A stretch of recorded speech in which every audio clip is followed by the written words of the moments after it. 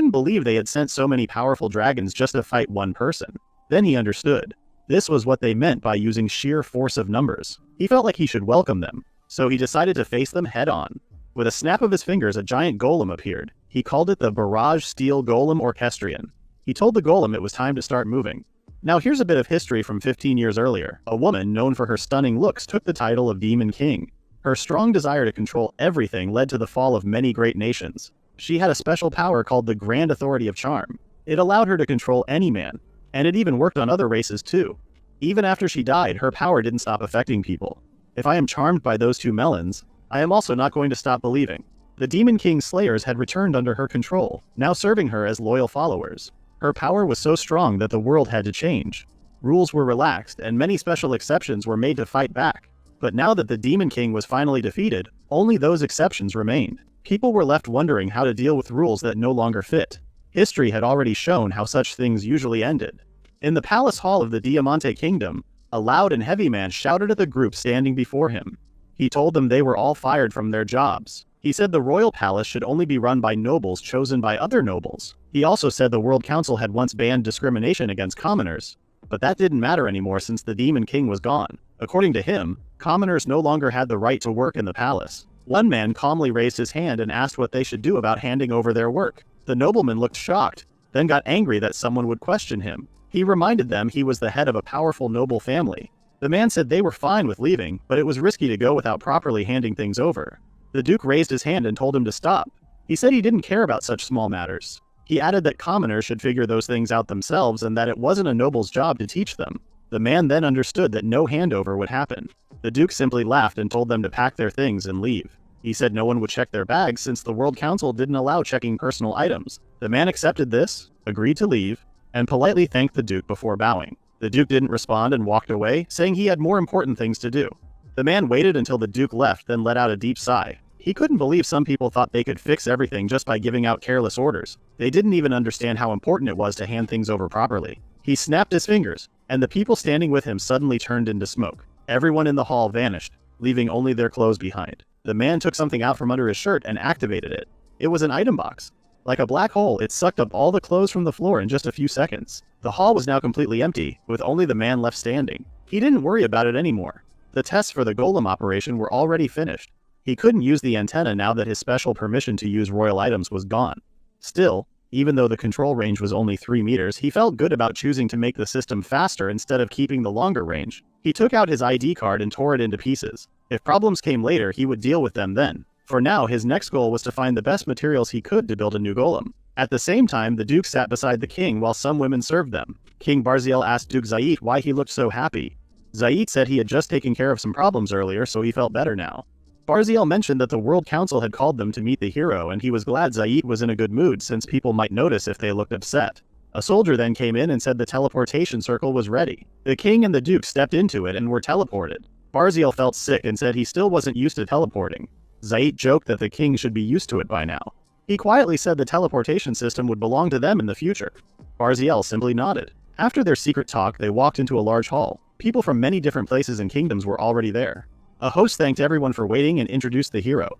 A girl with slim legs walked forward. People began whispering to each other as she walked to the center of the room.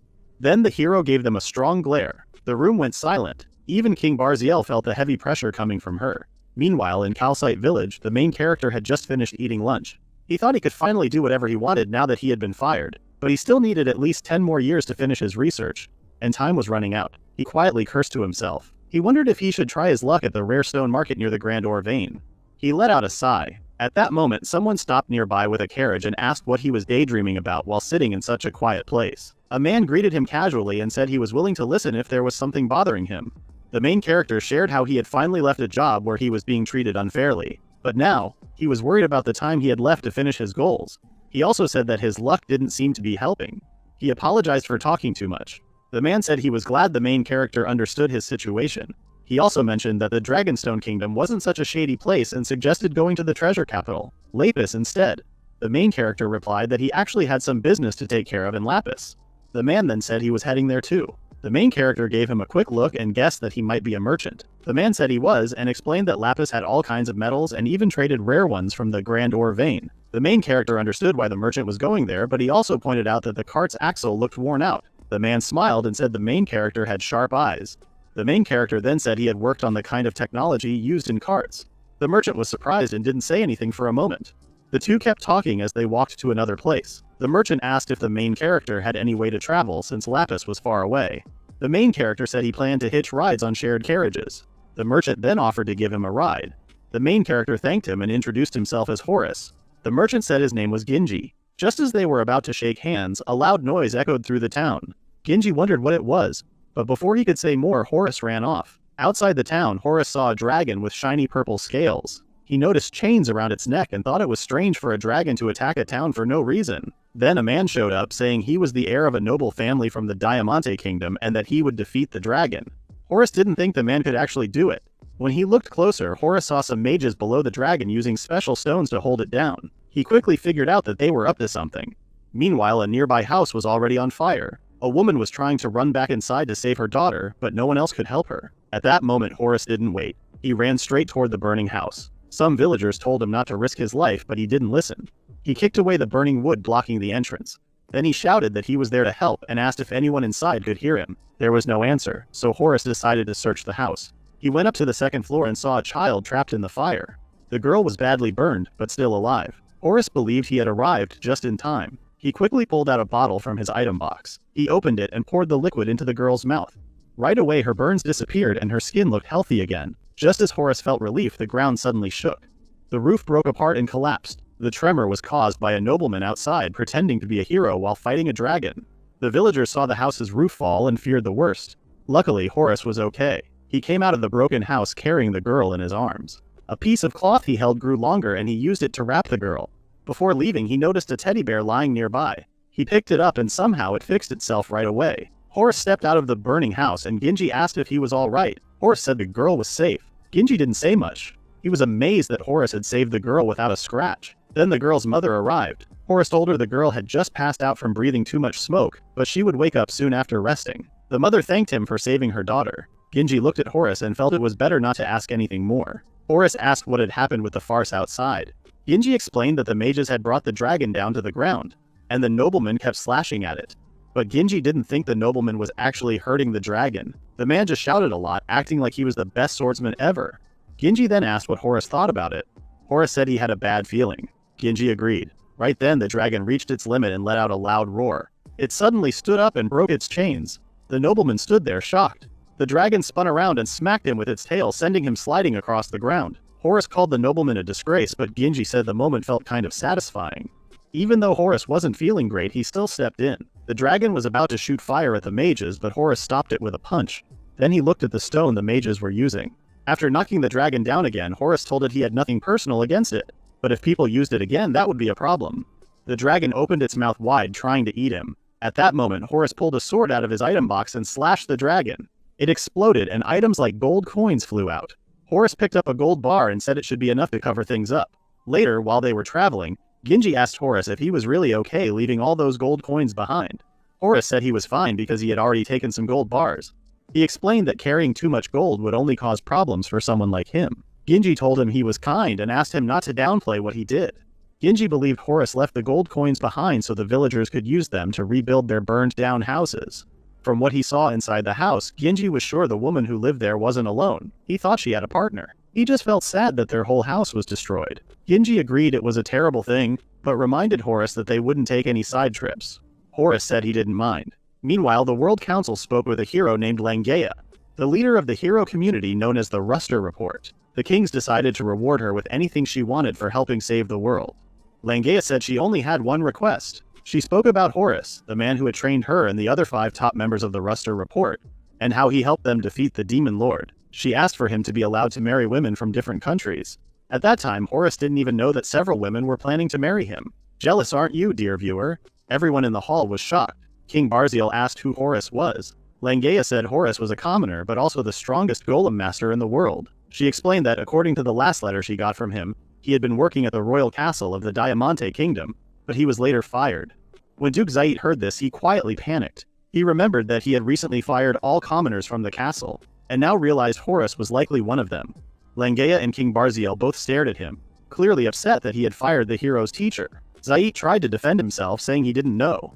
Langea went on. She said Horus was usually very secretive but had mentioned this in his final letter. Zayit looked nervously at King Barziel. Then Langea brought up a recent rule made by the World Council. Because of the Demon King's growing power, the council told nations to start giving important jobs to commoners. Many countries agreed, thinking that by including commoners, their countries would grow stronger and be able to fight back against the Demon King. But she heard that the Diamante Kingdom had not followed that idea. Barziel and Zayit didn't respond. Langea then talked about where her master might be going. She said the polygamy privilege wasn't needed anymore, but they would still need civil rights to enter that place. She believed the king of that land was very sick and couldn't attend the World Council. She walked toward someone and asked if they had come as the king's representative. Princess Lucia of the Dragonstone Kingdom didn't know how to respond. Langea asked her to give citizenship to her master, and to all members of the Ruster Report. She said they needed it so they could use the rare stone market, which was under the control of the Dragonstone Kingdom. She explained that the rare stone market was found in the treasure capital of Lapis, and this was what she wanted as a reward for helping defeat the Demon King. King Barziel was too shocked to say anything, but in his mind he knew he couldn't let this happen. The hero group Ruster Report had defeated the Demon King all by themselves, even though they were just commoners. Their power was incredible. On top of that, they all looked impressive. There was no way he could let another country take them, especially a kingdom led by a king who was about to die. Then Langea raised her voice and told him not to act so proud. Everyone was confused, and Barziel asked what she meant. She clearly stated what she wanted and asked if he still didn't get it. Panicking, Barziel guessed that the real reason they wanted to move was to get access to rare minerals. For the sake of the Golem Master, Horus. He proudly said that the Diamante Kingdom was the greatest nation of all. With their strong trade system, Horus could get rare minerals not just from the Dragonstone Kingdom, but from many other places too. Barziel offered Horus special rights to the minerals and begged Langea to think about her choice and reward. But Langea told him that the greatest title meant nothing. She pointed out that the only reason so many people had gathered in Diamante was because they were escaping the Demon King's attack. And the reason the kingdom could support so many people was because of her master's powers as a golem master. Her master had created staff golems, robots that could do 10 times more work than a regular person. Even more amazing, he could control over 500 of them at once. Barziel started to sweat and said that kind of power wasn't possible. But Langea simply said that's how strong her master was. And yet, the kingdom still chose to fire all those staff workers. Then she said that the Diamante Kingdom was about to have money problems. She thought it would be better if her master didn't stay there. Barziel asked what she meant. Langea explained that these special rules used by many countries were starting to lose their power now that the Demon King had been defeated. One of these rules was about money and loans. Since the world had been in a state of emergency during the Demon King's invasion, moneylenders were forced to allow longer times to pay back loans or had to lower their interest rates. Some of them were even made to give money to help support their countries. Barziel didn't know what to say. Langea then asked if he planned to fix everything with force.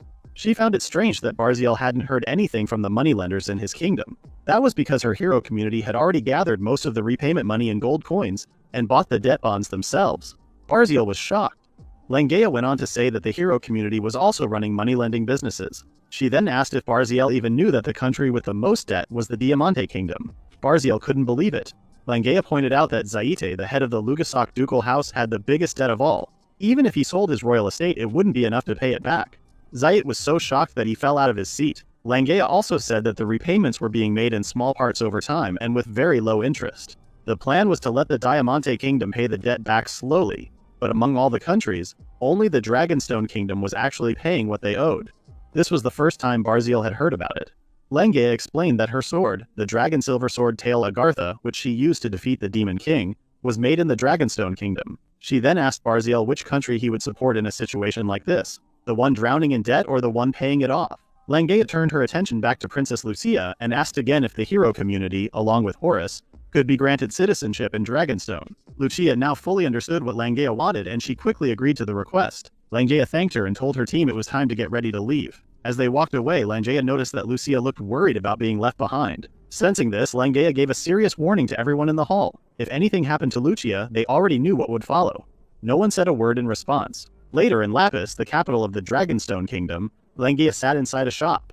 She kept sighing, clearly worried. Then she noticed someone entering the line. It was Horus, and he noticed her too. Without hesitating, Langea ran up and hugged him. Horus was surprised and told her she was acting very different than usual. Langea felt happy to see him again and said he was important to her. When Horus said he needed to finish some paperwork, Langea told him not to bother. She had already gotten citizenship for him. Horace was surprised by how quickly she handled it. Then Langea grabbed his arm and pulled him away. When Horace asked where they were going, she told him they were heading to a mansion she had secured through the Ruster report. She wanted them to live there together. Horace told her not to say things like that in public, but he had no choice as she pulled him along. When they reached the mansion, Horace was shocked by how big it was. Suddenly, someone stepped out of the mansion and welcomed them. Horace said it had been a long time. The maid Tyrus agreed and said she had been waiting for the day they could all live together. Horace simply agreed. Tyrus smiled and offered to show him around. As they walked through the mansion, Horace noticed that no one else seemed to be there. Tyrus explained that for now it was just her and Langea. She said the cleaning was done, but they were still working on organizing everything. She also showed Horace a special room they had made just for him to build golems. Horace was surprised by how much effort the girls had put into it. Tyrus told him she hadn't done anything to repay him yet, so this was the least she could do.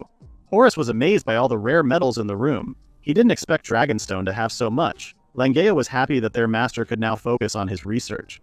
Horace remembered that it usually took at least 4 years to gain citizenship or national status, but now that everything was ready, he could start working on many things early. He thanked the girls for their hard work and gave them head pats. The girls, who had just helped save the world, smiled happily. Head pats were enough. Still, when Horace saw all the rare metals in the room, he asked how much it all cost. Langea said it was just pocket change. Horace somehow understood what she meant and chose not to ask more questions. Instead, he focused on the metals in front of him. Outside the mansion, a girl walked up to the gates. She said she had come to see for herself the true strength of the hero's master. This girl, Frederica, was a court alchemist from the Dragonstone Kingdom. She had been walking for a long time from the gate and complained to herself about how big the hero's mansion was. She slapped her cheeks to help herself focus, reminding herself of her important role in the kingdom. She wasn't there on her own. It was an official mission from Princess Lucia. In her mind, the one who should be nervous was the hero's mentor, not her. Earlier, Frederica had asked Lucia what her mission was. Lucia said it was an investigation. Frederica wondered why she was chosen for it. Lucia reminded her that the kingdom had agreed to accept the heroes group, called the Heroes Community, and had even given them citizenship. But that didn't mean they were fully trusted yet. The kingdom still needed to check them properly. Frederica asked if she had to investigate every member. Lucia said no, checking the person who trained the hero would be enough. That person was Horace. When Frederica asked why he was important, Lucia explained that since Horace was the hero's teacher, he likely had great skill. She also mentioned that Horace was known as a golem master, and wanted someone like Frederica, an alchemist, to evaluate him. Even the hero respected him, so Horace might be someone with strong abilities and good character. After hearing that, Frederica became curious. She wanted to find out if Horace was truly talented or just pretending.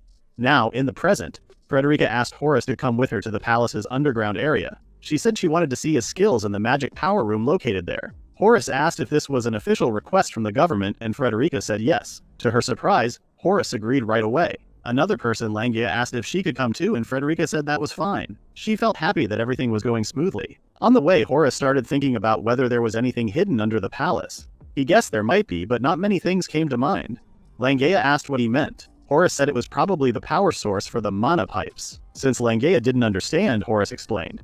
He talked about the tools they had at home, like how flipping a switch could turn on lights or fire. He guessed that these tools were powered by mana from somewhere else. Langea was able to understand that much. Horace went on to say that putting a monster coin into the main part of the tool turned it into energy. That energy made daily life easier. Langea now realized that Frederica was the one managing all of this, and the alchemist agreed. Frederica also said she wanted to see how skilled Horace really was. She had heard he was a golem master and should know how magical tools worked. She believed that explaining things was just the first step. She promised herself that she wouldn't be fooled by him. Her serious look just left Horace puzzled. She said she would judge him for the sake of Princess Lucia. Horace laughed, and Frederica asked what was so funny. He said he just thought her words sounded like something a young person would say. Frederica got annoyed and told him she'd give him a tour, but if he messed up, she wouldn't forgive him. Horace simply agreed to follow her lead. Soon after, they arrived at the magic power supply room. In the middle of the room was a large machine, which was the main power unit. Frederica wanted Horace to make it work. Horace explained that he had set up a similar machine before back in the Diamante Kingdom. He asked if there was only one unit. Frederica told him not to compare their place to a big kingdom like that.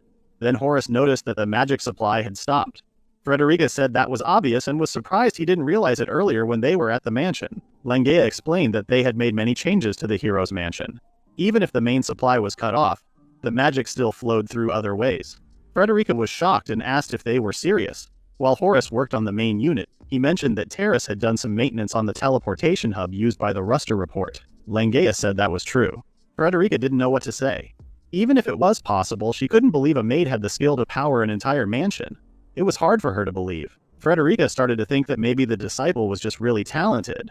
Or maybe it was one of those cases where people brag about their students, and that makes the teacher look amazing too. Either way, she was about to find out if Horace was really skilled, or just a fake. At that moment, Horace pulled out some rods from the main machine. He said it was the main core and pointed out that it was made up of many small pieces packed together. Langea asked what a core even was. Horace explained that in magical tools, the core was made from special iron that let magic flow more easily.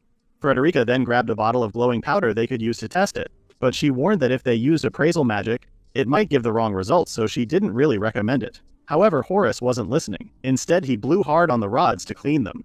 When Frederica asked if he heard her, he said the rods were just dirty and he couldn't help but blow the dust off.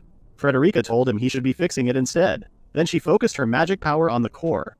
Langea watched with interest as the black part on the rod started to disappear, but it came back quickly. Langea guessed that the goal was to turn the rods white. Frederica corrected him and said the rods were originally gray. She explained that if the rods turned black, it was almost impossible to fix them. What she was trying to do was bring them back to gray. Horace sighed, and Frederica, now annoyed, asked why he was just standing there doing nothing. She told him to try fixing it himself, but Horace refused and told her to try again instead. Frederica got even more annoyed and asked why he was giving orders when she was the one who hired him. Horace teased her and told her to keep going, and even Langea joined in. Frederica gave up and tried again, thinking they were underestimating her. Just then, Horace gently tapped her hand. Suddenly, Frederica's magic power went wild and rushed into the core. She closed her eyes because of the sudden light and the surprise, but when she opened them, she was shocked to see the core turning white. Horace and Langea laughed at her reaction. Frederica couldn't believe what she was seeing. The part where Horace had touched turned even whiter than the area she had fixed. She angrily asked how he did it, but Horace didn't answer and simply cleaned another core with one swipe of his hand. Frederica said she had never seen a core whiter like that before and again asked how he did it. Horace told her to try again and said he'd guide her through it. Frederica was surprised but got excited. Langea felt nostalgic watching her teacher pass on what he knew to someone else. Horace explained that Frederica first needed to understand something important. Magic always tried to stay balanced. He said it wasn't about forcing magic to become something. Instead, magic naturally took the shape it wanted. He told her to picture what she wanted it to become, not just imagine the core turning white. She had to command it to turn white. Frederica focused hard. She told the core to become white and sent her magic power into it. Langea then noticed that it turned even whiter than before. Frederica couldn't believe what had just happened. Her knees gave out and she dropped to the floor. Horace told her she did well for her first try. Frederica, still in shock, replied that she would sue him. Seeing her cry, Langea said she understood how jealous he felt and pointed out how amazing Horace was. Frederica asked if they had any idea how many years it had taken her just to change the core's color from black to gray. Horace guessed it might have taken 5 years, judging from what he saw. Angry, Frederica asked how Horace even figured that out. Langea proudly said that this was the true power of the hero's master. Horace said that maybe it was just how things were, but if it was about living up to Frederica's expectations, that would be another story. Frederica knew he was teasing her and swore to learn all of his secrets. She said she would stare at him so hard she'd burn holes through him. She was determined to steal his techniques. Horace liked how ambitious she was. Frederica, on the other hand, couldn't stand how smug he looked. That night, Lucia checked on Frederica's progress. When she entered the alchemist's room, she saw Frederica fast asleep. She was even snoring, which was not normal for her. Lucia became worried and wondered if something happened. Another alchemist nearby explained that Frederica had rushed off to prepare something as soon as she returned, without saying much. Lucia then noticed several items scattered on Frederica's table. The other alchemist talked about how Frederica usually seemed like she had already mastered everything. She rarely showed much effort, but this time she had worked hard and made a lot of progress. One alchemist said it was surprising how quickly Frederica got so good at it. They mentioned that the hero's master had recently appeared, and they guessed that person might have inspired Frederica with something amazing. Lucia felt both surprised and happy when she heard that. Then one of the alchemists said it was time to return to their task. They had to continue working on the power section and quickly left, apologizing for leaving so suddenly. Lucia didn't mind and thanked them for their effort. After they left, Lucia looked again at the sleeping Frederica. She thought this was the most peaceful sleep she had seen from her in years. It made her believe that Frederica really had seen or learned something incredible. Suddenly, Frederica started talking in her sleep, saying something about beating Horace at something. Lucia smiled, glad that someone like Horace could have such a good effect on Frederica. Meanwhile, the alchemists who had just left were shocked when they saw that the cores of the main unit had turned white. A few days later, Lucia was amazed to see a carriage with a blue flag moving quickly, without the horses getting tired. Frederica remembered that the wagon was built using Horace's bearing. A soldier confirmed this and added that they even increased the load by 30%. He said this improvement would greatly lower the cost of transporting metals from the Lapis Royal dungeon. Frederica thought there should be a limit to how much something like a wagon axle bearing could be improved. She praised Horace for making it possible. Horace gave her a quick glance and said that improving transportation meant helping the whole country. He explained that if they didn't push the limits, nothing would change. He told them how they had to move large amounts of supplies back in the Diamante Kingdom just to keep things running. Lucia said that even though Horace was good at paperwork, there was no way he could move that much alone. Frederica asked what she meant by paperwork. Horace was surprised that Lucia knew so much. Lucia explained that she had heard about it from Langea at the World Council. She mentioned that the Diamante Kingdom used hundreds of golems for operations in the palace, around 500 of them. Frederica was shocked by the number. Horace confirmed that even though the kingdom had many people, most of them were refugees and the skilled workers were rare. They provided high-quality farming tools, but they also needed to develop better wagons to transport the food produced by those tools. Horace fell silent, shaking as he remembered those difficult times. Frederica called him crazy for managing to do it all by himself. Just then, Lucia noticed that the carriage with the blue flag was falling behind the one with the red flag, even though it was supposed to be faster. Frederica jokingly asked if Horace had messed something up. Horace explained that he had installed new axle bearings that reduced friction. Because of that, the carriage faced less resistance. Even though the carriage was heavier, the horses should have felt like it was lighter. He pointed out that the horses looked confused and Frederica agreed. He guessed they just needed time to get used to the change. He told the soldiers to ride the horses more often so they could adjust, and the soldiers agreed right away. Lucia then said the surprising part was that it only took Horace an hour to make those bearings. When Frederica looked at the blueprints, she admitted she couldn't understand them, and asked how Horace could come up with such ideas. Horace said he just studied a lot. He explained that a golem master used a mix of earth magic, magic toolmaking, and alchemy. Frederica said that mastering even one of those was already hard. Lucia asked how Horace could handle learning so much. Horace said he simply read a lot of books, even ones that weren't directly related to his field, because they might be helpful later. Frederica called that a waste of time.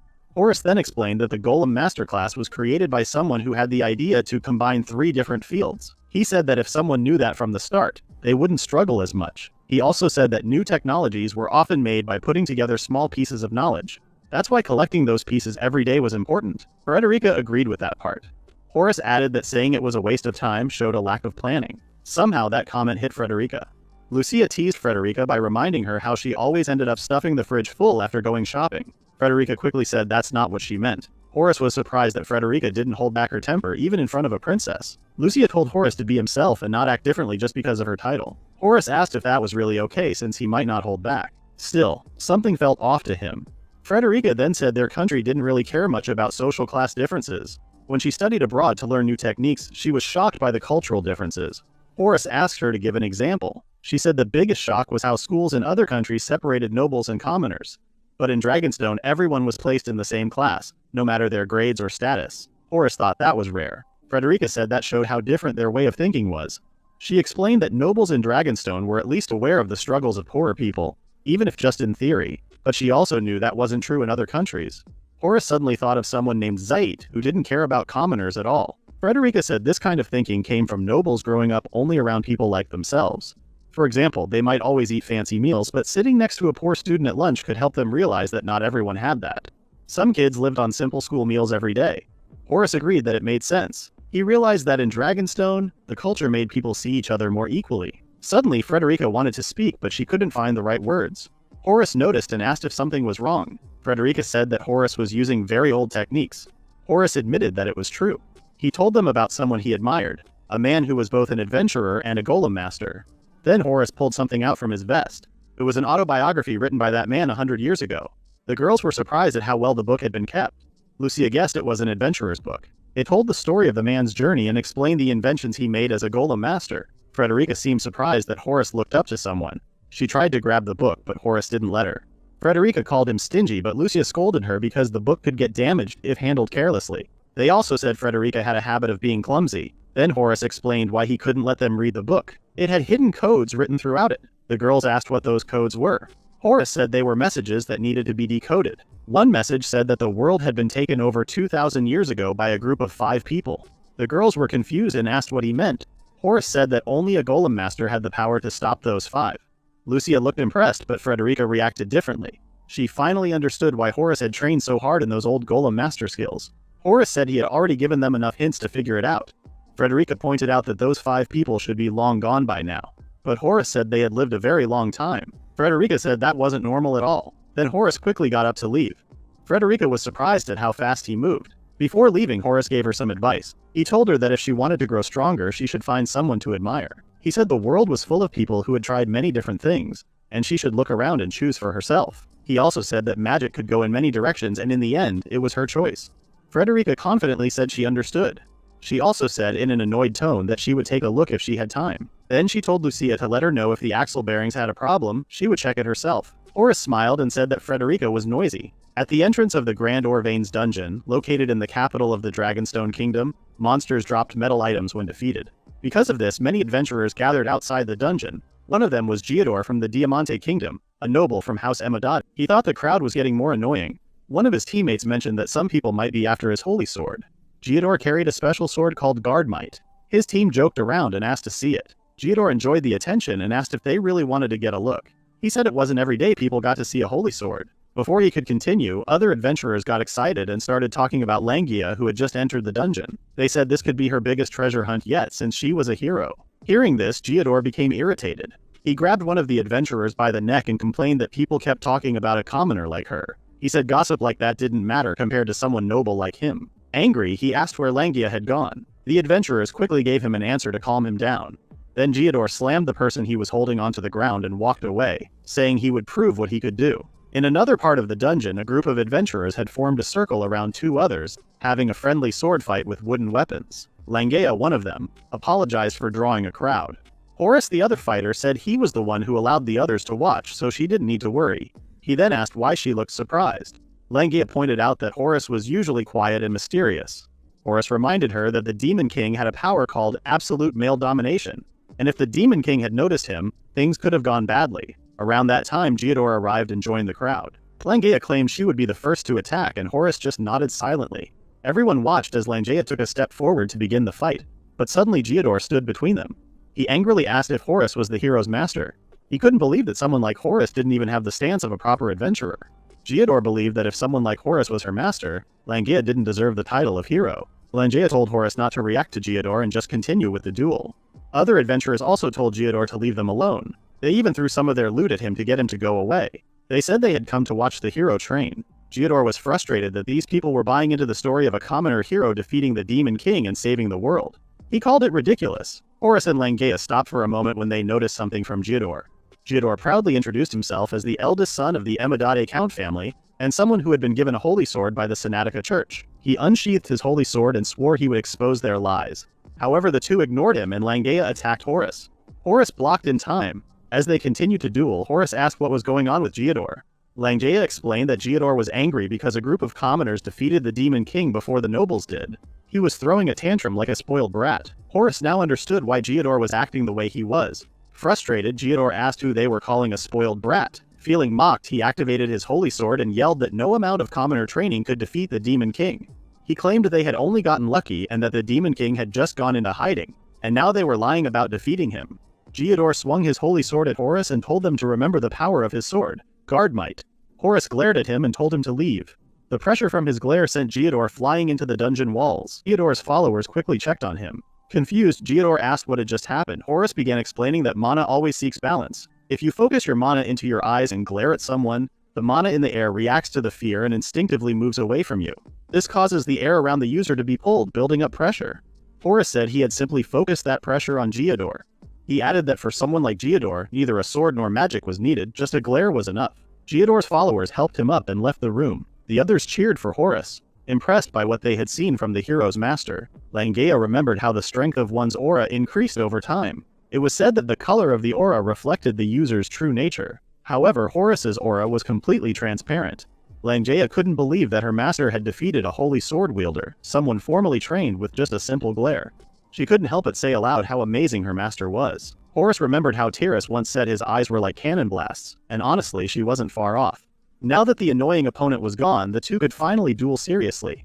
Langia called upon her aura, and Horace did the same. But Horace's aura seemed to overpower hers easily.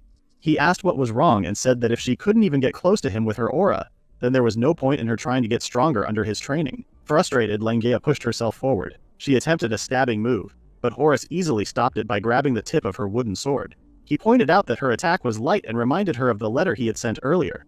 In it he explained that while the Demon King was gone, there were still many battles to fight. He said that if they still needed him to step in after the Demon King's defeat, then something was seriously wrong. Langea asked if Horus had gotten stronger. She said that even being 100 times stronger than before didn't quite explain it. Horus apologized for that. Langea backed off to a safe distance. Horus told her to come again since they had all the time in the world. Langea agreed, and seeing her motivated, Horus smiled. She took a deep breath, realizing how much stronger he was compared to her as always, but she swore that one day, she would stand beside him and go even further. Later at an inn, Count Emodade called Geodor foolish and asked what he had been thinking. Geodor looked upset and said it was his father who told him that common people were spreading rumors about the Demon King's defeat and causing trouble. Even so, Count Emodade couldn't believe Geodor had gone and confronted the hero so carelessly, especially when their family alone owed the Ruster Report 20,000 gold coins. Geodor was shocked. He shouted that the amount was 100 times more than their family's yearly budget. The Count told him they should be focusing on paying off that debt. He explained that even though the Demon King was gone and they were getting 10,000 gold coins in aid money, the debt would still remain. That's when Geodor got an idea. He said they just needed to make the hero admit that they hadn't truly defeated the Demon King. If the world went back into a state of danger, nobles like them could ask for debt forgiveness again. Count Emodade, angry, threw a bottle at him. He shouted that the World Council had already confirmed the Demon King was defeated. He said he had been trying to negotiate lower interest rates on their debt, but Geodor's actions had ruined that plan. Geodor tried to defend himself. He said their family owned a holy sword, and even the royal family supported them. But the Count reminded him they only got 200 gold coins a year. Even with a small 1% interest rate, they could barely keep up. On top of that, using the holy sword came with high fees charged by the Sanatica Church. He also said the church was deep in debt too. They owed a lot to the Ruster Report and were now collecting money from all over the world to pay it back. Geodor was speechless. He couldn't believe what he was hearing. The Count went on, saying it wasn't wrong to say the whole world now depended on the Ruster Report's gold. And yet his son had picked a fight with the hero, one of the most powerful people in that group. At that point, Geodor lost his temper. He shouted, grabbed his sword, and ran outside. Count Emodade, now panicked, asked where he was going and told him to come back. Horus was walking through the forest on his way home when he suddenly felt like something wasn't right. He spoke to himself, saying that he should try going deeper into the dungeon next time. Just then, someone stepped out from the bushes and pointed a sword at him. The person told Horus not to move and demanded that he tell his student to cancel the debt that the house owed to Ruster Report. Horus already knew who the person was. He commented that it was no surprise he had tried an ambush, especially since he couldn't beat him in a fair fight. Horus even said he respected the effort. He remembered the man's name, Geodor. Geodor was surprised that Horus recognized him. Horus explained that the presence of the holy sword gave it away. Hearing that, Geodor took off his disguise and said he would get straight to the point. He swung his sword and cut the bag Horus was carrying. Rare stones fell to the ground. Geodor shouted that he wasn't just making a threat, he was giving an order. He revealed that he was the son of a count from the biggest kingdom in the world. He said Horus only had to say the word, and the girls would burn the contract on the spot. Geodor then ordered Horus to make them do it. But Horus began to explain how the girls got the money they had lent. He told him they earned that money during their journey to defeat the Demon King. They had fought strong monsters and didn't rely on anyone else. Erasing that debt would mean throwing away all the hard work they had done. Geodor shouted that none of that mattered. He said commoners had to obey nobles. He also claimed that the hero community had started as just an adventurer guild, and if adventurers died on the job, they didn't have to pay back what they owed. He argued that the real problem wasn't him, it was the survivors. Horus told him to stop, but Geodor shouted back that he wouldn't. He said he was the one giving orders now. Suddenly he realized he couldn't move his body. He reminded Geodor again that the mana inside the dungeon always tried to stay balanced. He explained that the human body stored mana in a space different from the physical world. The holy sword made the body stronger by filling those parts with a lot of mana. He said that using fear to control someone was just like casting a paralysis spell. He said only people who could resist that fear and create their own pressure could use the sword and stand in front of him. He believed someone like Geodor was no match for a golem master like himself. Geodor told him to wait, noticing how Horus clenched his fist. Horus asked if Geodor hadn't learned his lesson from before and remembered how Geodor didn't like getting hurt. He said that for people who refused to listen, the only solution was a punch. Geodor begged him to stop, but Horus was already too excited to start. He threw a punch and told Geodor to take it like a man. Without holding back, Horus punched Geodor in the face and sent him flying like a ragdoll. Suddenly, Langea came out of the mansion after she felt the presence of a holy sword. She saw the sword land and stab into the ground right in front of Horus. When she noticed someone sticking their twitching legs from the bushes, she realized that her master had just used the iron fist of justice. Tiras then said she was right about their master being okay. Horus was glad for the changes he had made to his body. Getting punched by him now felt like getting hit by a golem. He said some people don't learn unless they get beaten up, so they stop making the same mistakes. Langea guessed that Geodor had said a lot to Horus, but Horus told her not to worry about it. He was used to getting hundreds of requests and complaints every day when he lived in the royal capital. He explained that if he got upset over every small thing someone said, he would have lost his mind. Langea was surprised to hear that. Horus reminded her that the Diamante Kingdom used to give city jobs only to nobles. That's why regular citizens didn't usually complain. But after the Demon King emergency law, commoners started getting those jobs. Now people began sharing their problems and requests more often. Langea realized it had turned into a commoners helping commoners kind of system. This made it easier for people to speak up. Horus remembered how citizens would say that their taxes paid the officials' salaries, so the officials had to listen. He could understand that thinking.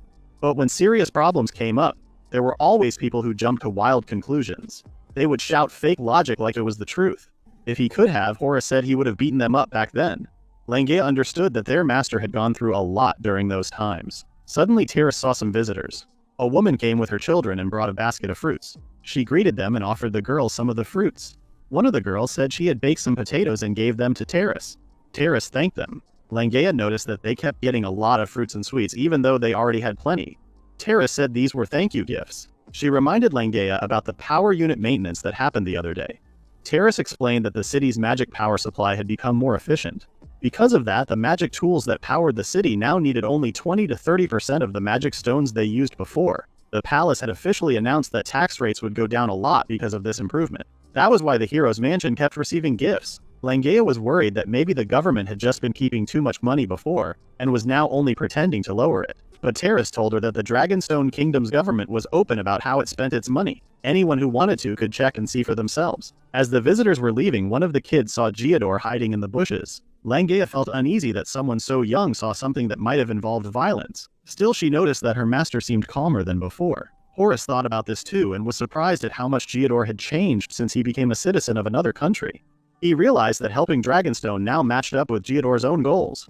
When their master walked back into the mansion, Langea said that their master should at least get a little thanks or recognition from others when he did something important. Tiras thought this was because no matter how hard their master had worked before, he was never praised or thanked when he worked at the capital's castle. Langea then realized that their master didn't expect to be thanked at all.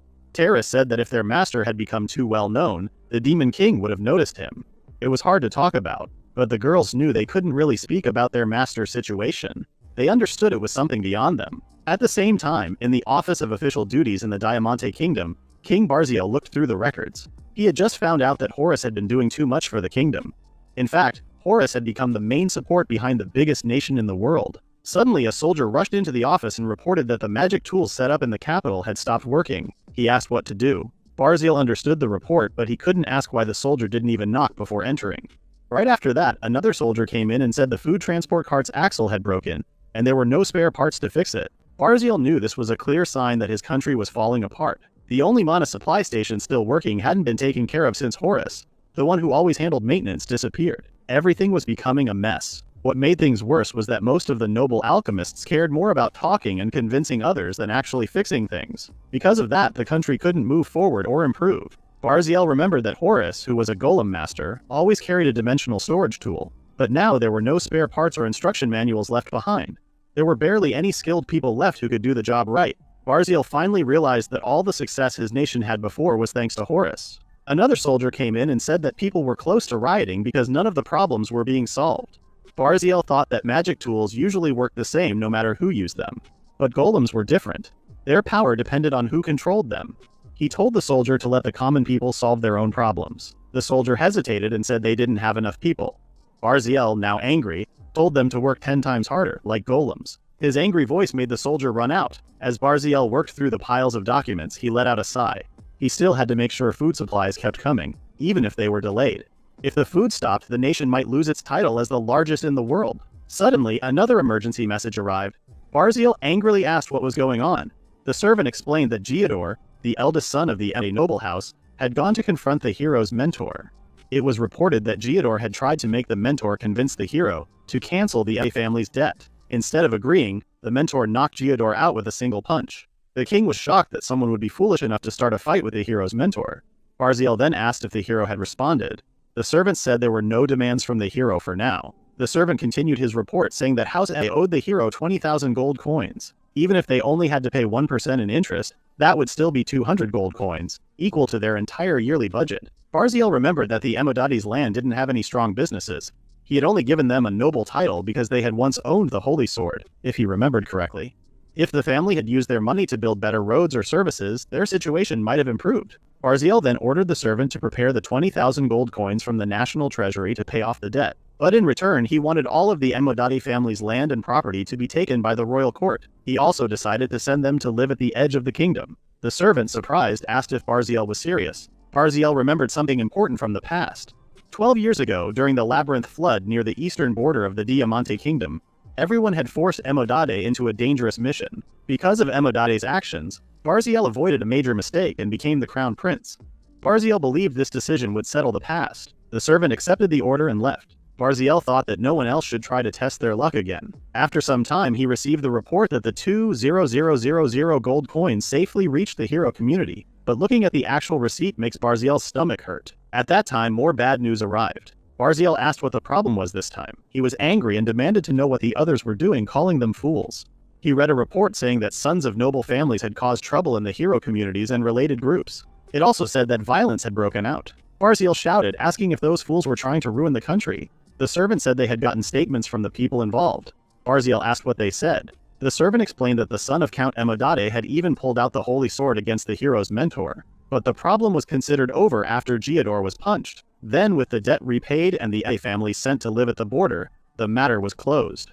Barziel then learned that debt collectors had tricked the sons of noble families into causing problems. These sons messed with the hero communities, so the king would feel forced to step in, pay their debts, and say sorry to fix everything. Because of this, more people began to support the idea of letting a few noble families go bankrupt to solve the debt crisis. Barziel was furious. He felt like everyone was laughing at him. He demanded an investigation to find out why all this was happening. The servant hesitated, then said they had already looked into it.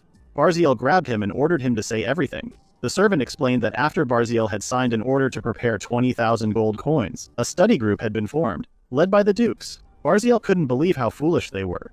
He said they only looked at what was on the surface and didn't understand the bigger picture. He pointed out that the hero's mentor had handled the issue with the A family gently. Barziel also mentioned he owed the Emodatis a favor, so it had been a special case. Then he asked the servant how much debt they were facing this time. The servant looked away and said the amount was a shocking 10 billion gold coins. Barziel sat down in disbelief. Their yearly national budget was only 10 million gold coins. He couldn't believe that anyone thought they could pay back 100 times that amount overnight. Now that the situation had become so serious, Barziel said the royal family would have to pay, and even bow their heads just to fix the mess. But he shouted angrily, asking where they were supposed to find that kind of money. He couldn't help but curse out loud. Meanwhile, Langea found out about the recent attacks happening at the same time on hero communities and their related facilities. She thought the attackers might have lost their minds. Tira said she figured something like this would happen when she heard that the Diamante Kingdom had paid 20,000 gold coins. She believed that smart people without imagination could still do strange things. But Langea wasn't even sure if they were really smart. Tiras called them clever, but said they could only see things in a limited way. Langea agreed and started thinking about how they should deal with the problem. News about the Diamante Kingdom's nobles being unfriendly to the hero community had spread to other countries. Langea saw that the situation was getting worse. She wondered how much debt was connected to these attacks. Tara said the damage already cost around 10 billion gold coins, and there was no way the king could afford to pay it. Langea then asked herself how they could make the kingdom pay. Tara suggested they should take something valuable from them instead. Langea agreed right away. She knew their master would like to have some special medals for his golem. Then Langea got an idea. She suggested taking the antenna from the capital of the Diamante Kingdom. Taris was confused and asked if there was really an antenna there. Langea explained that there was. She said their master's golem could only be controlled within a 3-meter range, but with that antenna, Horus could control the whole capital by himself. Their master had not built a large golem yet, even though making the antenna was simple. Tiras then realized the problem. It wasn't easy to build the antenna because of the materials and the skill it needed. Both of them smiled as they finally decided what they should take from the Diamante Kingdom. The hero community's request eventually reached King Barziel. He said it could be a major turning point for their kingdom. At that moment, a secretary, who looked a bit feminine, told the king honestly that he didn't want to follow the hero community's order. Barziel guessed that Razor had also read the letter and could understand why. Razor said he did. He explained that the kingdom would get big help with its debt if they gave up the antenna. Barziel agreed. Even if they used their whole yearly budget, it wouldn't be enough to pay off the debt. Right now, they could only pay a small portion of the interest. He asked Razor why they shouldn't take the deal. Razor brought up something important. The hero's master had given up his long-range power so he could have better control over his golems. Barziel told him to keep going. Razor warned that if they gave away the antenna now and the hero's master ever returned to Diamante, things wouldn't be the same. Barziel agreed. He knew Razor had also read the 3 great records of super ancient history, and Razor confirmed it. Barziel realized that Horus, the hero's master, probably used the antenna as a relay to make up for his short range. That seemed like the most logical answer. Razor said that was likely the reason why Horus had been in their country in the first place. It was because of the antenna. Barziel agreed completely. He even admitted that a part of him had hoped they could invite Horus back to the castle someday. Razor understood since he had read the records showing Horus had worked in the royal castle for many years. Barziel then assumed that the other nobles had also read the letter. He asked Razor what they thought. Razor stayed quiet for a moment, then said the antenna wasn't being used anywhere in the country right now. Barziel told him to just say what the nobles had said. Razor told him their exact words. The nobles had mocked the common people, calling them fools for wanting something useless. They said they didn't mind giving up the antenna if it meant keeping the country safe. Barziel was shocked at how little imagination his people had. He reminded himself that a ruler should never believe something without seeing proof. That's why rulers needed to gather information. And they must also surround themselves with people who can give accurate reports. Only now did Barziel truly understand what his father used to say. Words he had once thought were just wishful thinking. Razor asked what was going on. Barziel then decided to agree with the hero's demand.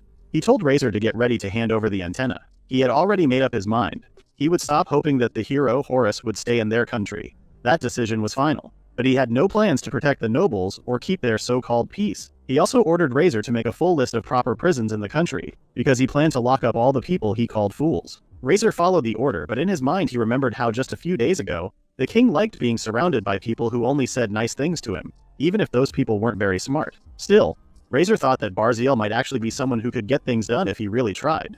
Before Razor could leave, Barziel stopped him, which made Razor feel uneasy. The king then asked in a serious tone if Horus was angry because they didn't truly value what he had done. Razor didn't think that was the case. Based on how Horus seemed happy after punching a noble who used a holy sword, Razor believed Horus wasn't the kind of person who cared about being praised. He also said Horus might not even have a reason to care about them at all. Barziel thought that made sense. Then Razor asked directly if the king had any regrets. Barziel flinched and couldn't find the right words to answer.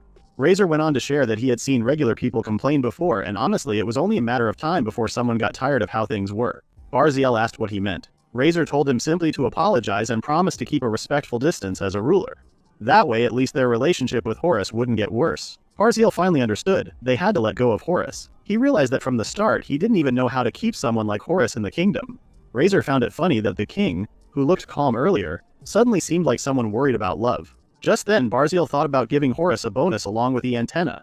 Razor asked what he meant, but Barziel said it was nothing and told him to leave. After Razor left, Barziel admitted to himself that he had failed to handle someone like Horus properly. Now he was just trying to fix things and put them back in order. Even if Horus said he was done with the Diamante kingdom, they couldn't argue. But if this helped the country grow, maybe the nation could repay everything someday. And now it all depended on the extra gift he was thinking about giving. Meanwhile, Horus went deeper into the dungeon. As he walked, he suddenly felt the presence of a monster. Without looking, he quickly moved to the side to dodge an attack. He realized a bird-like monster made of metal was attacking him. He tried to use his aura to attack the monster, but it didn't work. The aura just bounced off. Horus understood he couldn't rely on his aura here, but he expected that in this unknown part of the dungeon. Since the birds were made of metal, they could only fly using magic, which made it easier for Horus to overpower them with magic. But he decided to try something else. He used his aura to grab control of the metal bird. Then, he made it crash into nearby stalactites like a pickaxe. Horus realized his aura wasn't completely useless. He pulled out a bead from his vest and infused it with magic. The bead turned into a gun-shaped golem. Horus decided to try it out and aimed it at the flying bird monster. He pulled the trigger. The monster tried to dodge, but the shot pierced through it.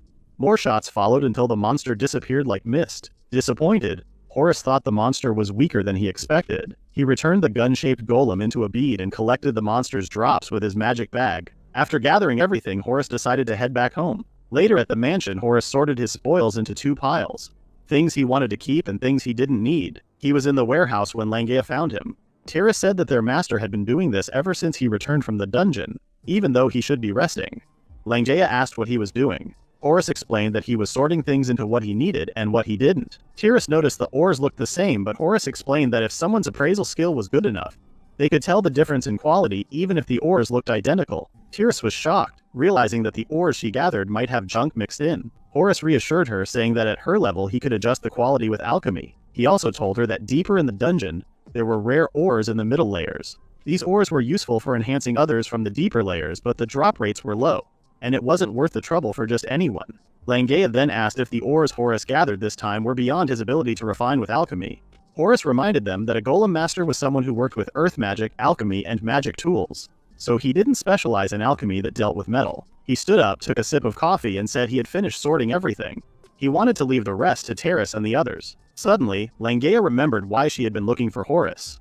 She asked if he wanted the extra metal.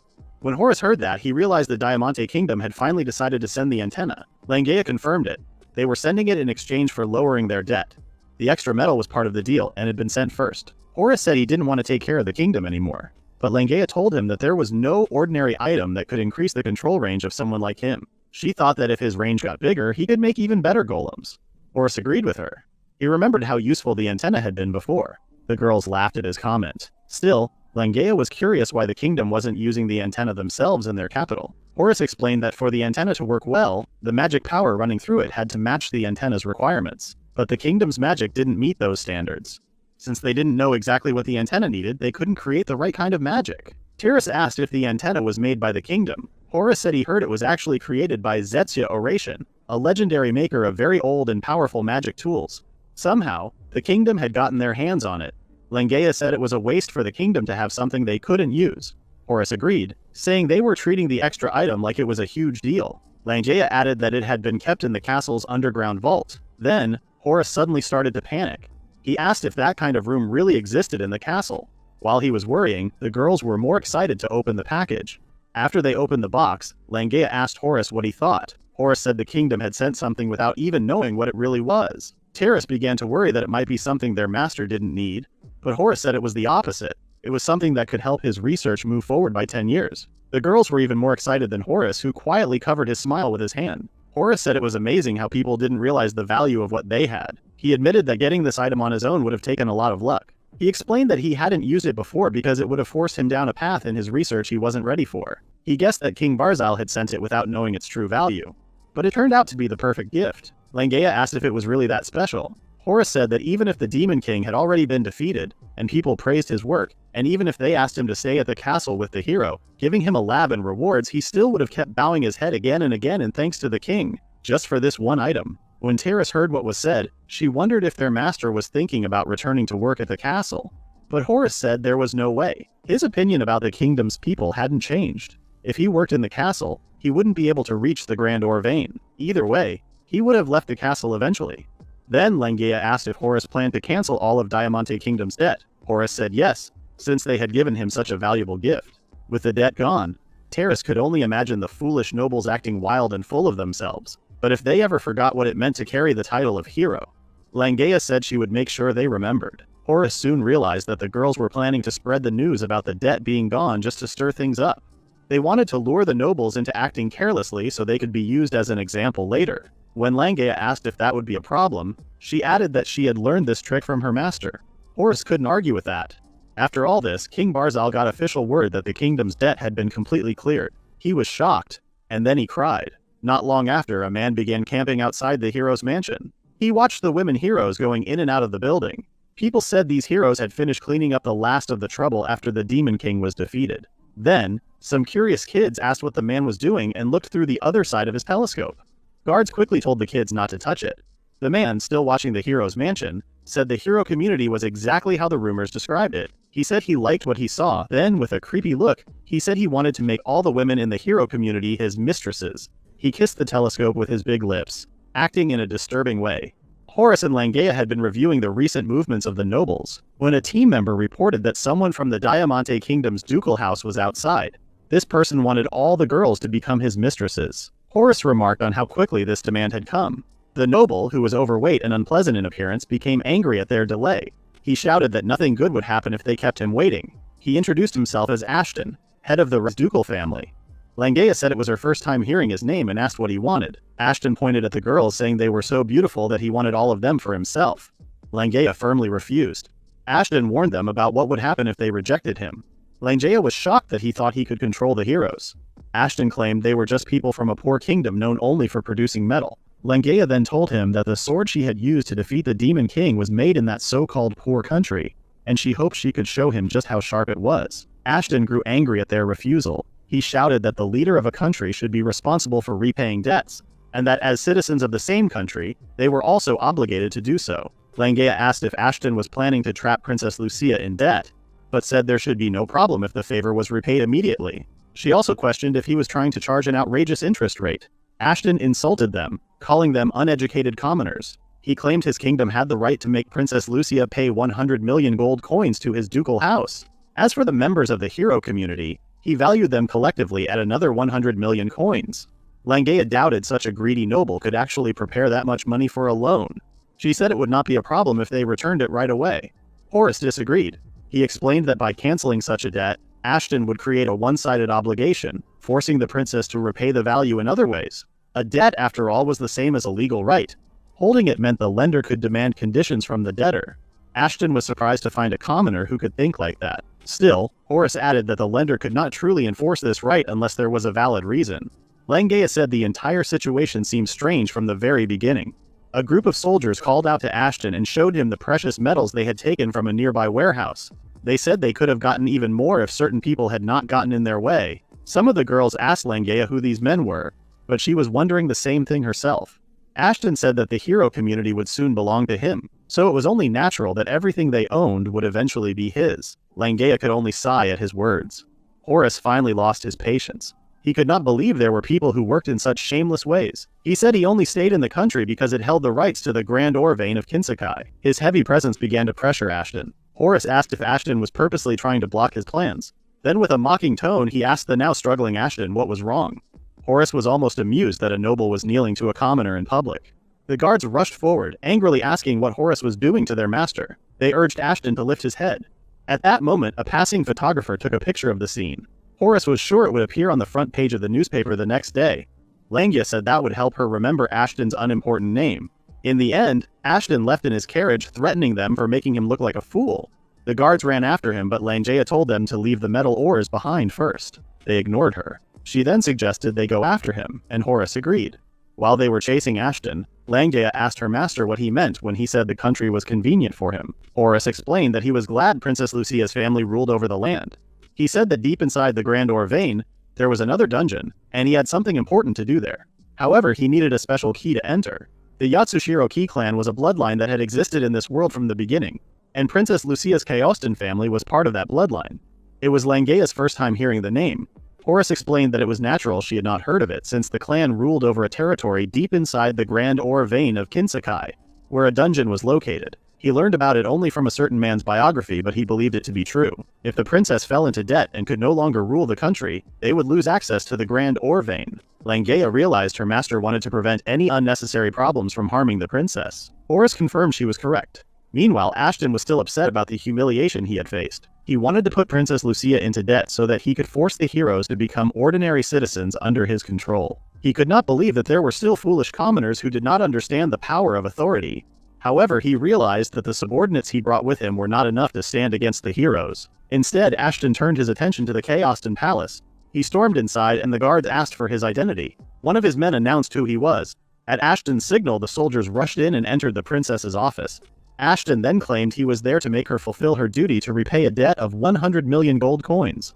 Frederica told him to stop making a scene and demanded to know who they were. Ashton calmly sat on the sofa and introduced himself as the Prime Minister of the world's largest nation, the Diamante Kingdom, and the head of the Rectus ducal family. He could not believe they dared to ignore him. Frederica firmly stated that they would not agree, because doing so would make them no better than slaves to the Diamante Kingdom. Ashton reminded her that the world was now ruled by those in power, and that a country which only gathered metal was already like a slave. He also claimed that this was the first time anyone had forced a one-sided payment obligation, and that no current rule from the World Council forbade it. Frederica declared that things would not go the way Ashton wanted. Lucia quietly watched as Ashton stepped on a picture frame. He could not believe his words were not getting through to them. Frederica kept arguing but stopped when swords were suddenly pointed at her face. She could not believe they were serious. Ashton warned that he would not repeat himself and declared that their country was only fit to be a slave. Lucia tried to calm Frederica, but the alchemist refused to stay silent. She pointed out that their country had always been exploited and that history had recorded it many times.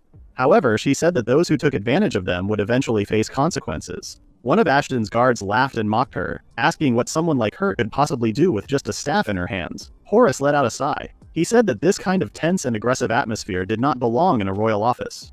When the other side drew their swords and spoke with harsh words, Langea asked if they were trying to declare war. Ashton and his men were surprised to see them. Langea explained that they came only because Ashton's side had stolen their oars. On their way in, they had felt the tension in the air outside, so they decided to check inside, and that was how they ended up there. Ashton did not care about anything she said.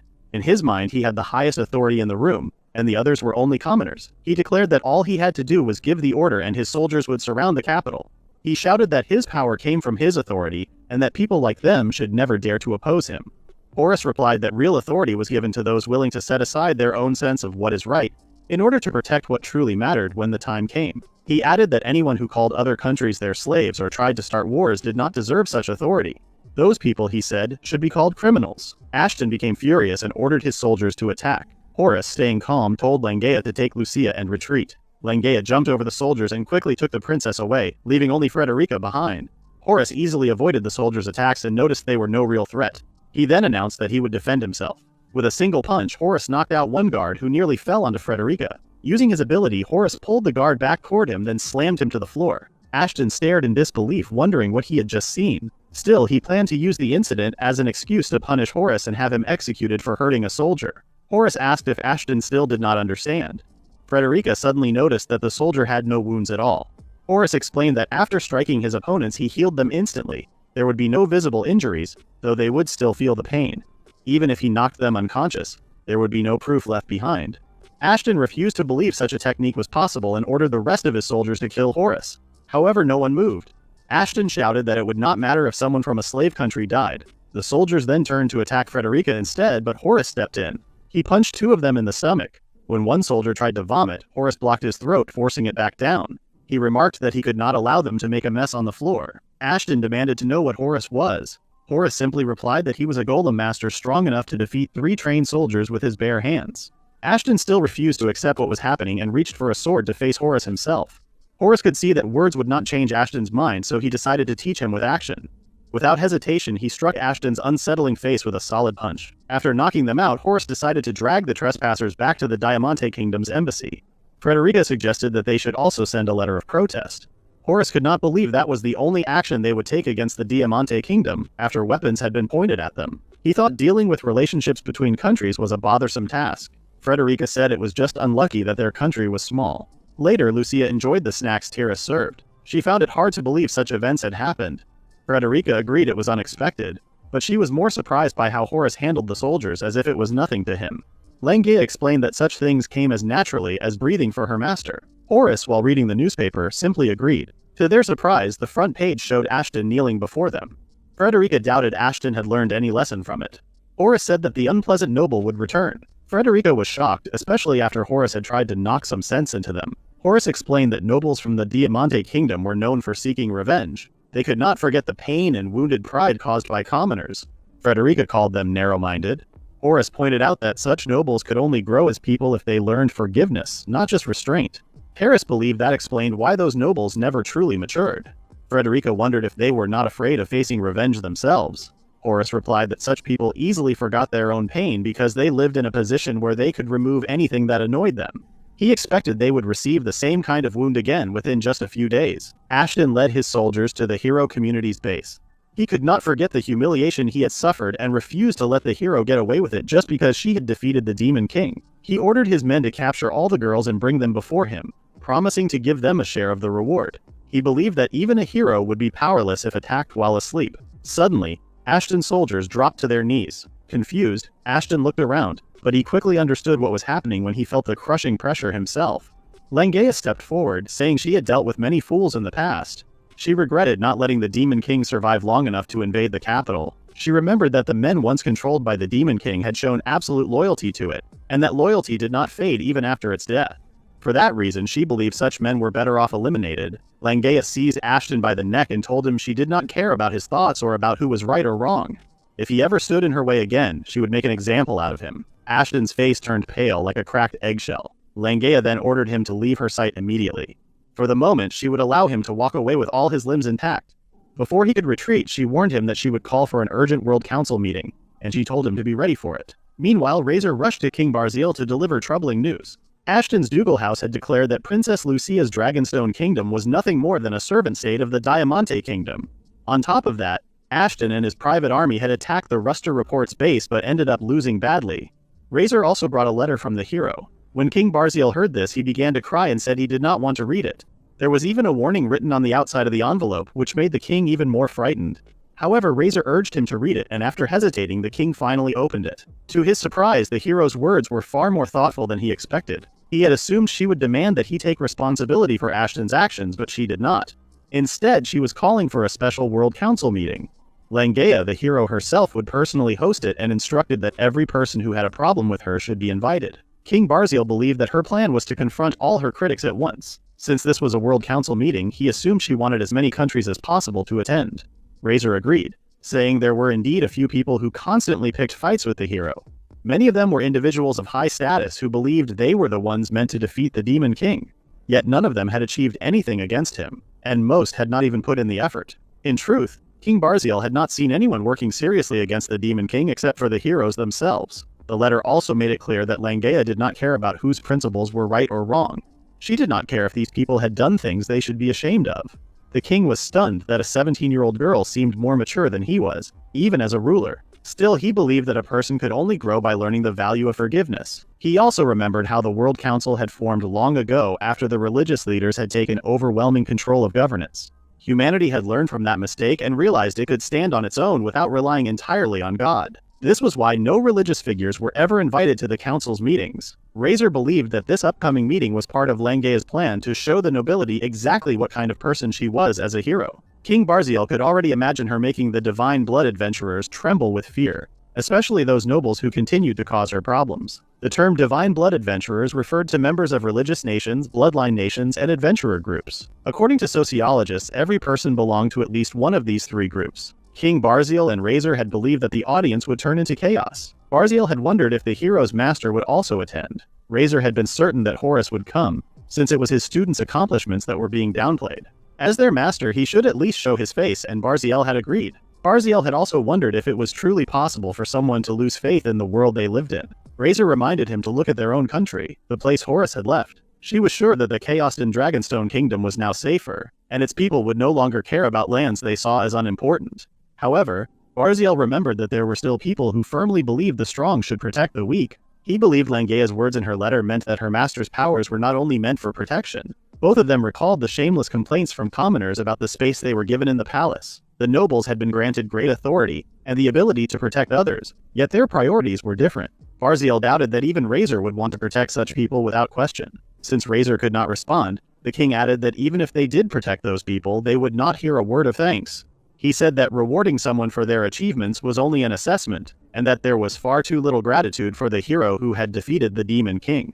He was not asking anyone to give the hero their complete loyalty, but he insisted that unless they kept in mind that the hero had saved the world, the worth of that very world would slowly diminish. He said that the upcoming gathering carried great importance. The hero herself had told them to invite everyone who had problems with her, so the best outcome would be if no one came at all. Razor believed that was impossible. It was then that King Barziel fully realized how little value the world held in its current state.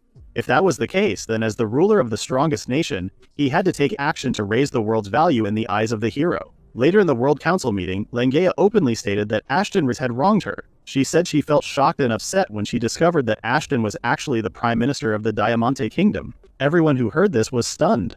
Langea then challenged anyone to speak up if they disagreed with her. Some nobles began criticizing her, telling her not to be so full of herself just because she had defeated the Demon King. They admitted she had great achievements, but they insisted she had no official authority. One noble reminded her that the heroes group was only made up of commoners, and that they should serve the nobility. They said the group should use the power they once used to save the world to build better ties with the higher class. They went on to suggest that their leader, a Golem master, was simply playing with dolls and hiding a secret. They also complained that the hero who saved the world had caused another noble to fall into debt, and they disapproved of the heroes group moving to a small country.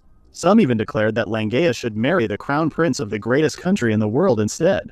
The nobles kept pushing their own selfish goals, trying to protect the pride of their class, until Langea lost her patience. She called them selfish and used her power to intimidate them into silence. She was furious that they had insulted the country she lived in by calling it a land of slaves, and she was even more outraged that they had dared to invade her mansion to capture the girls. Langea had wanted a fair and strong rebuttal to address the wrongs done to her, but the answer she got was disappointing.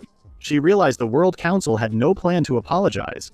She declared that the power her master had given her had saved the world by defeating the Demon King.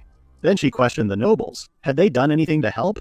Her answer was clear, nothing at all. She argued that those who achieved such deeds had the right to stand against those who had done nothing. It was one thing for the nobles to keep their distance, observe and learn, but instead, they had tried to control her and force her group to become their property.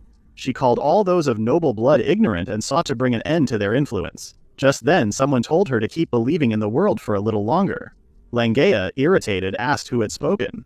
Barziel then stepped forward and said it had been a long time since the ceremony. Langea reminded him that the council meeting for the rulers would be held later and that at the moment he had no reason to speak to her since it did not concern him. Barziel asked her not to think that way because he had come to file a complaint as well. He said it was a missed opportunity for the hero to invite only those who had problems with her. He explained that he was not there to say he agreed with the complaints of the others but to share his own thoughts. Langea stared at him and told him to speak. King Barziel then spoke about Hero Langea, the members of Ruster Report, and their mentor Horus, who had guided them. He thanked them sincerely for defeating the Demon King and saving the world. The sight of a world leader bowing before a teenage girl shocked everyone in the room, including Langea herself. Barziel kept bowing as he talked about the rewards the World Council had already given to the hero community for their efforts. But he added that something important had been forgotten. Langea guessed it was gratitude, and Barziel agreed. The tense atmosphere in the room faded, and the others were finally able to move again. Langea said she was not petty enough to refuse acknowledging someone else's personal growth. But she still wanted to know why he was thanking them only now, after so much time had passed. Barziel admitted she had every right to ask that. He said he knew how they had looked down on the title of hero, and how much disrespect they had shown. Even though she had saved the world, it would have been easy for her to lose faith in it when she could not see any reason to believe. But now, he wanted to show her a possibility. He said the pressure Langea used was truly a fearsome ability. Then he focused and released the same kind of pressure, asking if it felt the same. Everyone in the room except Langea was forced to the ground again. With a single swing of her arm, Langea easily cancelled out the king's pressure. Barziel laughed, admitting he had thought he could win by using it without proper training, but he could not believe he lost so quickly. He even felt a bit disappointed.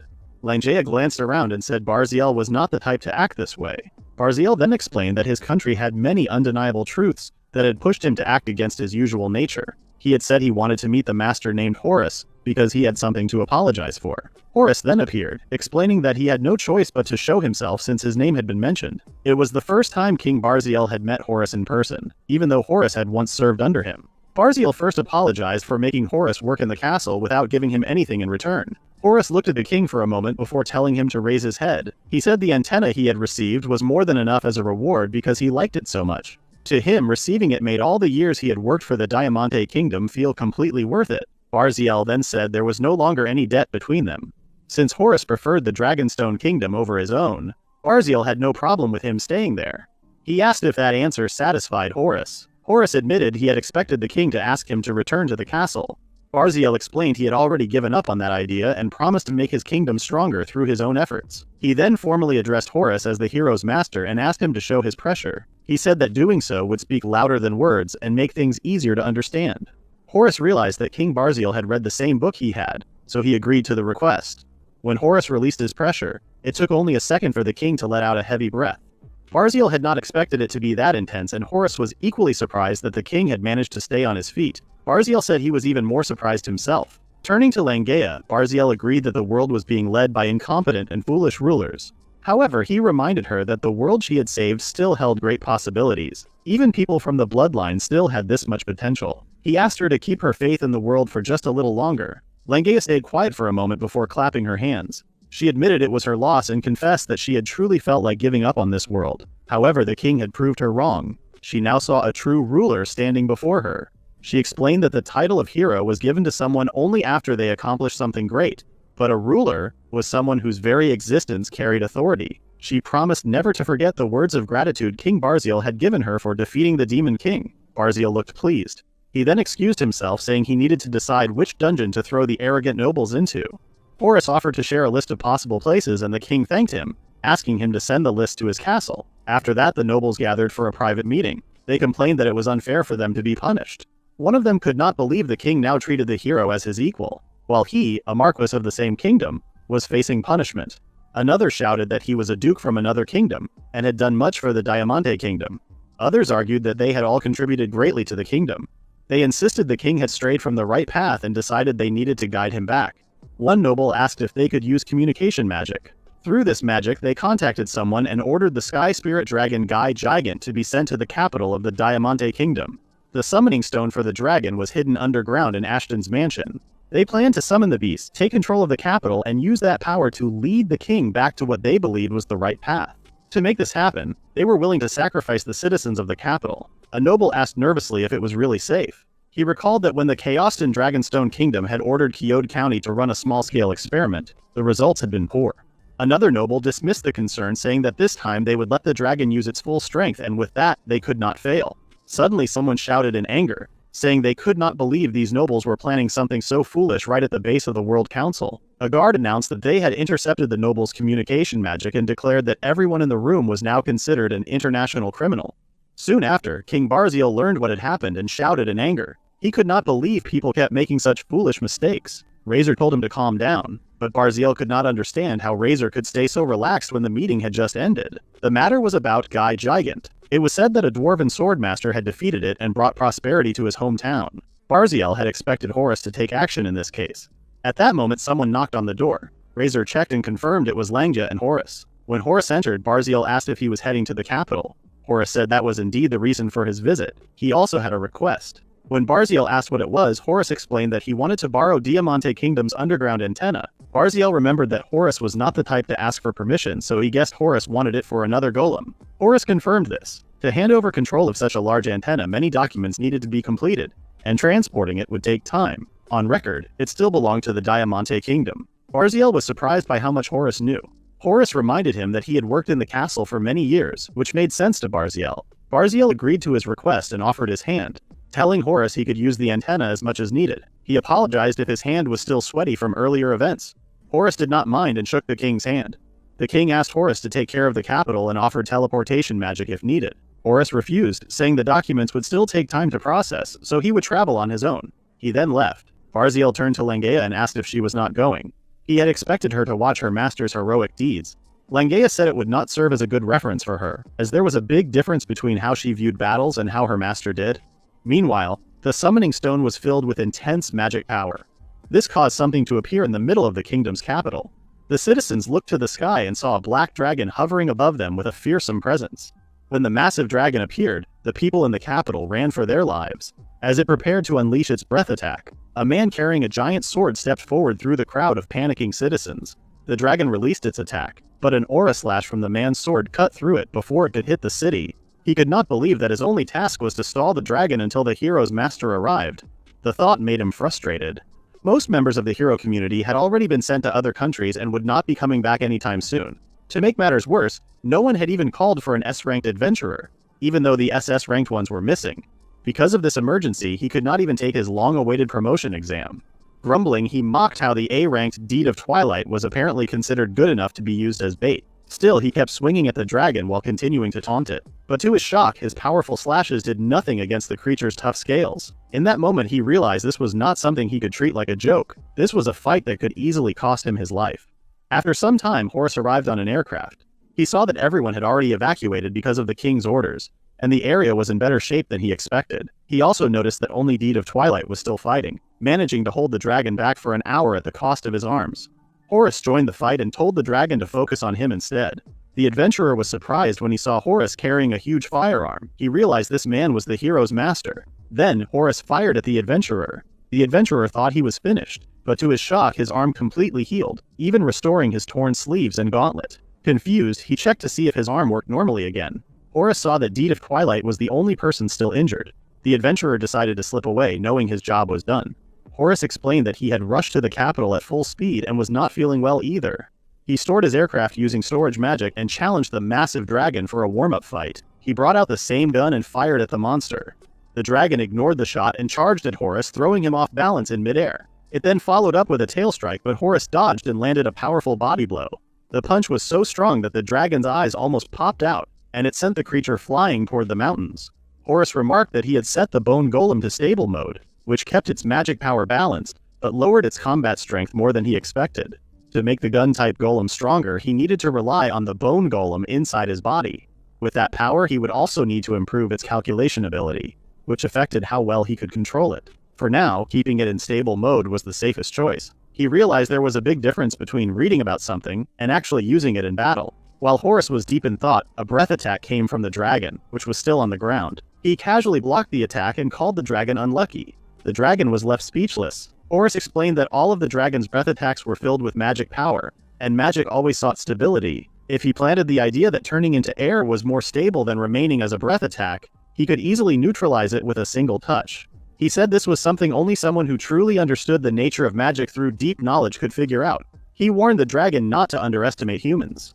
The dragon tried another breath attack, but this time Horus noticed it was stronger than before. He dodged it, knowing that the dragon likely did not understand his words but at least figured out that his touch was the problem. The dragon had made the breath attack more stable to prevent Horus from altering it. Finding it troublesome, Horus decided to calm the beast. He punched the breath attack before it could even leave the dragon's mouth, causing its mouth to explode. The dragon roared in pain, and Horus complained about the noise. The dragon slashed with its claws and managed to push Horus back. It stayed on the ground but took a fighting stance. Horus then said something was about to be ready. In the next moment, the dragon suddenly appeared behind him and tried to strike with its claws. Horus dodged in time and realized the dragon could teleport short distances. The dragon fired a series of fireballs at him. While Horus was dodging, the dragon appeared above him and struck him hard with its tail. The blow sent Horus flying toward the ground, but he managed to create a barrier to soften the fall. Now irritated, Horus saw the dragon turn away and begin charging another breath attack, aiming toward the capital. He could not even call it cowardly, since such a move was common to gain an advantage in battle. With no choice, Horus prepared to intercept the attack. He admitted his next creation ranked only 4th or 5th among his best, but he had to use it. The breath attack hit him directly, but when the smoke cleared, Horus was still standing without a scratch. He said the creation was still unfinished, but this fight was the perfect chance to test it. His armor was called Deus Ex Machina. He did not care how strong the dragon was. In this situation, his victory was certain. Summoning a sword, he charged at the dragon. When its tail whipped toward him in counterattack, he sliced it cleanly off, making the creature scream again. Horus admitted he added the bonus given by the king, but he did not expect it to work this well.